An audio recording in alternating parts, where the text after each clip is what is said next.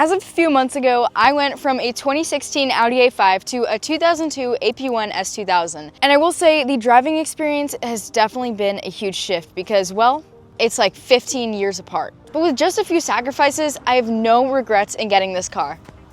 Well, my dad might, but I don't. With this car being 24 years old, I knew that it would be kind of a gamble with getting this car because obviously there might be problems, but it was a risk that I was willing to take. So when getting my new car, I knew that there'd probably be some Christmas lights in time for the Christmas season on my dashboard.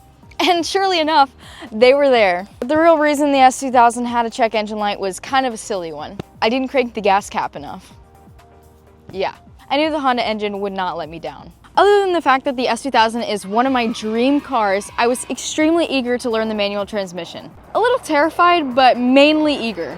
It took me a little bit over a month of inconsistent practice to really tackle that manual. It took me blood, sweat, and tears. But if we're being real, mainly just tears. But by the time that I hosted my first car show, I was ready to daily it. Almost. Excitingly enough, my manual transmission decided it didn't love me back. So when I actually started getting comfortable with the car, I became familiar with the fourth gear synchro issues.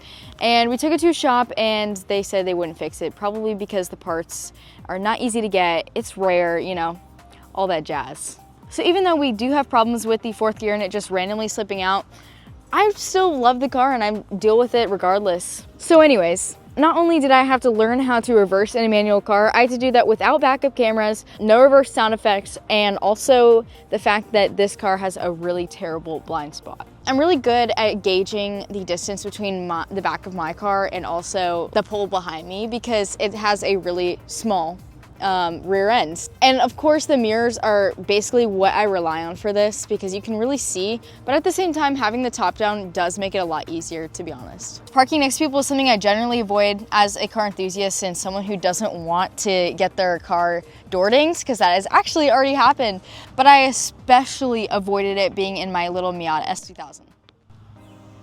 So if you weren't aware, Apple didn't have CarPlay in 2002, nor did they have phones, so every time I go into this car, I met with the local radio stations. And half the time, I do really enjoy the local rock stations, but the other half of the time is me figuring out the S2000 actually reverts to the original stations after you've changed it, which is kind of unfortunate.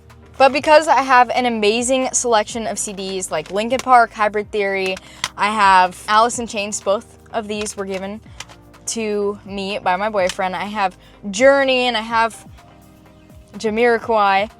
And then this accidentally bought this 80s one thinking it was just like compilation, but it turns out it was all cover bands. So anyways, I do have a lot of choices as far as music if the radio stations aren't good enough. I have sang Hybrid Theory so many times that I'm actually starting to think that I'm Chester Bennington. Nothing here is auto. And honestly, it's not that big of a deal for me because in reality, it just makes me remember that I can't remember things, and it just helps me do that for myself. Like turning the lights on when it's dark out. It'll last me like 15 seconds before I realize that I can't see anything. Don't worry guys, I don't usually make it onto the road before this. I realized pretty quickly. Adjusting my seat in the Audi was actually pretty nice. It was smooth. You know, I would just adjust it while driving, and now if I try to do that in this car, I think I'm gonna die. And also I don't feel like the notches are properly curated for my height because I'm either way too close or way too far just by one notch. But then again, I make this sound like a big deal when in reality it's not. I love my car so much. I often just use the key instead of the actual like buttons here because I have to get my key out anyways because there's no proximity unlocking system here. I feel very retro, I'm not gonna lie, I kind of love it.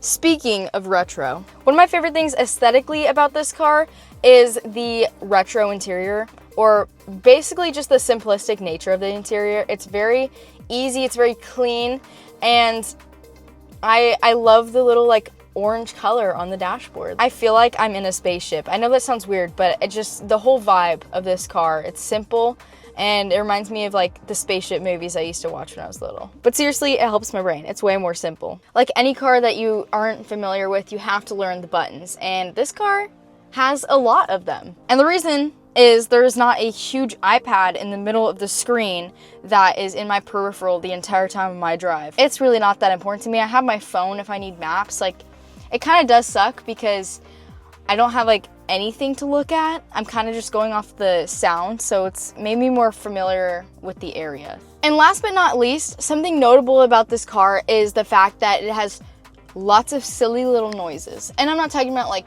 necessarily bad noises, but because it's an older car, and older cars tend to be louder, not always, but typically, and the fact it's a soft top convertible, it is quite loud in the drive, but I kind of like it. I like to turn down the radio and just listen to the sounds of the car.